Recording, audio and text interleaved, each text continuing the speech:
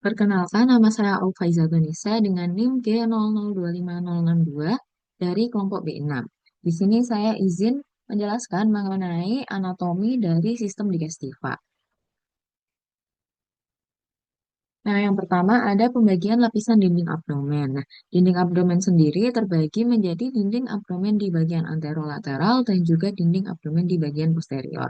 Untuk dinding abdomen di bagian anterolateral, dari superficialis ke profunda itu terdiri dari yang pertama ada kulit, lalu fascia superficialis, fascia profunda, lalu ada musculus et aponeurosis yang terdiri dari musculus obliquus externus abdominis, musculus obliquus internus abdominis, musculus transversus abdominis, musculus rectus abdominis, dan juga musculus pyramidalis.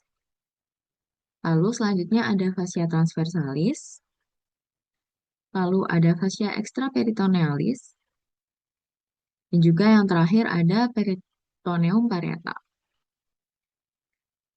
Nah, untuk fascia superficialis di bagian atas dan juga di bagian bawah umbilicus memiliki lapisan yang berbeda. Nah, untuk di bagian atas umbilicus itu fascia superficialis hanya terdiri atas jaringan lemak atau jaringan subkutan. Sedangkan di bagian bawah dari umbilicus, fascia superficialis itu terbagi menjadi fascia camper yang merupakan jaringan subkutan dan juga fascia scarpa yang merupakan lapisan membranosum. Nah, pada laki-laki, fascia scarpa ini akan meluas ke superficialis, lalu ke skrotum membentuk fascia dartos, dan berlanjut membentuk fascia coles. Sedangkan pada wanita, fascia superficialis ini akan menjadi komponen dari labium maius pudenda. Lalu fascia scarpa ini nanti akan turun ke inferior, ke paha, dan di bawah dari ligamentum inguinal, itu nanti akan bersatu membentuk fascia lata.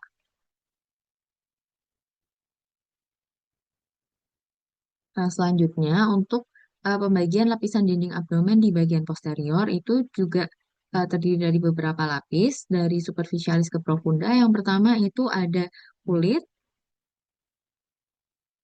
lalu ada fascia superficialis dorsi, lalu ada musculus musculus yang terdiri dari 4 lapis, lalu ada fascia extraperitoneal yang merupakan jaringan subkutan, dan juga ada peritoneum parietal.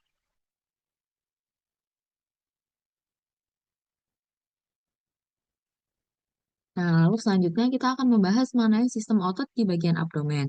Nah, berikut untuk yang di bagian anterolateral. Nah, di bagian anterolateral sendiri, muskulus-muskulusnya itu terbagi menjadi flat muscle dan juga vertical muscle. Untuk flat muscle itu terdiri dari 3 muskulus, yaitu ada muskulus obliquus externus abdominis, muskulus obliquus internus abdominis, dan juga muskulus transversus abdominis. Nah, aponeurosis dari ketiga muskulus ini akan membentuk vagina musculi recti yang akan membungkus dari vertical muscle. Nah, vertical muscle sendiri terdiri dari musculus rectus abdominis dan juga musculus pyramidalis. Nah, selanjutnya sistem otot di bagian posterior dari abdomen. Nah, untuk otot-otot di bagian posterior abdomen ini terdiri dari 4 lapis. Untuk lapisan pertama terdiri dari musculus latissimus dorsi,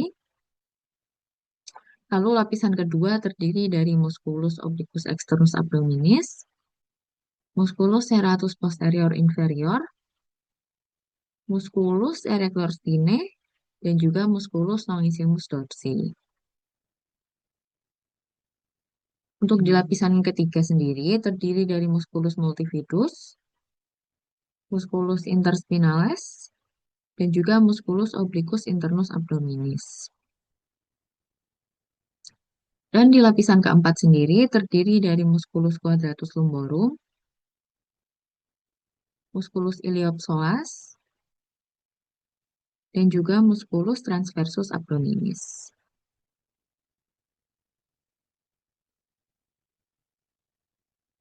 Nah, selanjutnya kita akan membahas mengenai organ intraperitoneal dan juga retroperitoneal. Nah, organ intraperitoneal merupakan organ yang seluruhnya tertutupi oleh peritoneum. Nah, sedangkan organ retroperitoneal hanya sebagian tertutupi oleh peritoneum atau hanya di bagian anteriornya saja. Untuk organ-organ retroperitoneal itu terdiri dari kurang lebih 9 organ yang bisa disingkat setpaker. Yang pertama yaitu ada suprarenal gland atau kelenjar adrenal, lalu ada aorta, ada duodenum kecuali pars superior, ada pankreas kecuali bagian kauda,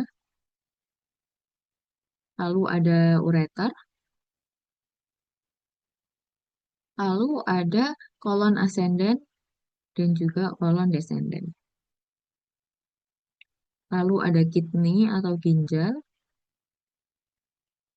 lalu ada esofagus, dan yang terakhir yaitu rektum. Nah, selain organ-organ berikut, berarti termasuk organ intraperitoneal.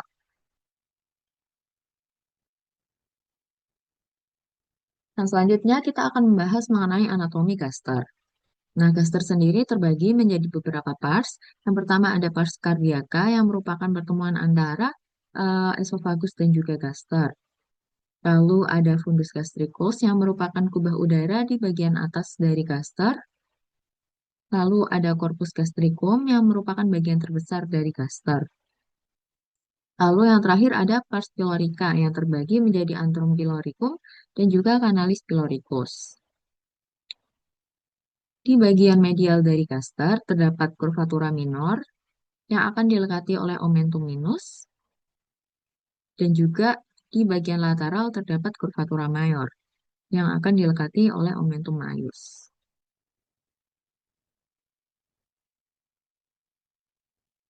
Nah, selanjutnya di sini terdapat pintu masuk ke lambung atau yang disebut orifisium cardiaca.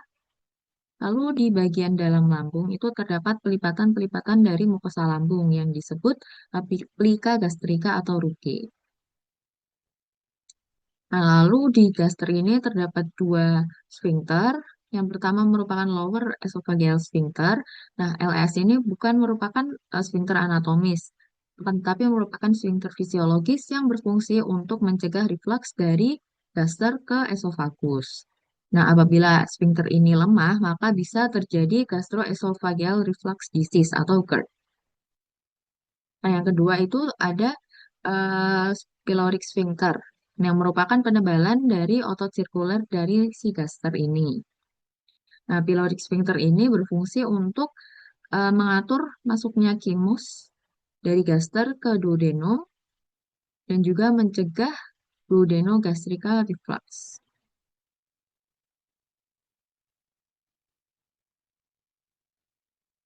Nah, yang terakhir kita akan membahas mengenai appendix.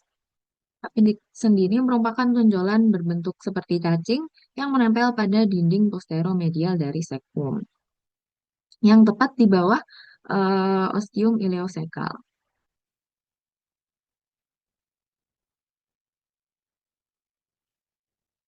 Lalu untuk menentukan letak appendix, kita bisa melihat dari garis Monro Pitcher, yaitu garis yang merupakan penarikan dari sias dextra ke umbilicus, lalu di sepertiga lateralnya atau di 2/3 medial, itu nanti terdapat pangkal dari appendix sendiri yang disebut titik McBurney.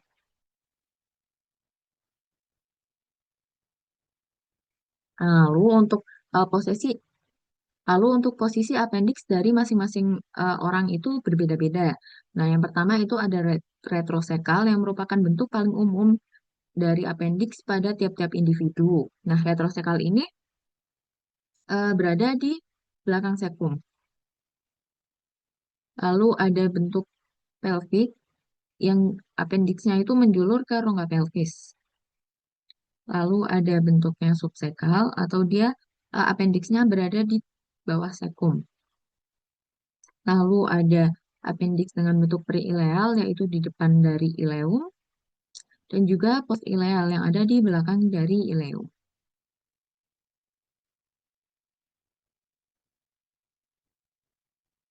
Sekian yang dapat saya sampaikan. Terima kasih.